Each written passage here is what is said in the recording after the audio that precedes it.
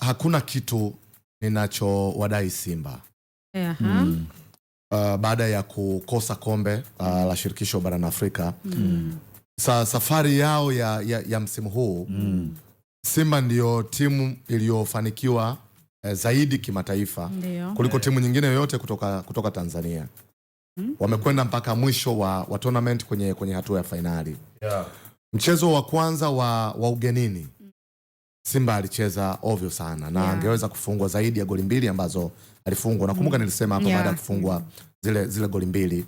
Kwa namna ambavyo wamecheza mechi ya jana, namna ambavyo benchi la ufundi liliiandaa timu, namna ambavyo wachezaji walijitolea na kujituma kwenye mchezo wa jana, haikuwa siku yao, lakini walionyesha upambanaji wa mchezo wa finali, na hasa finali ambayo unaicheza nyumbani. So mechi kama ambavyo Baba Levo kazungumza kwenye maneno kama masiara, lakini technically it's true kwamba mechi iliisha Morocco baada ya kufungwa bao 2 kwa 0, na Simba lilirejea nyumbani kujaribu kuona namna gani anaweza kupambana kuweza kupindua hiyo meza ambayo imegoma kupinduka. Lakini kwa timu kama ya Simba na mapambano ambayo wameyaonyesha na kucheza finali, mimi sina ninachowadai.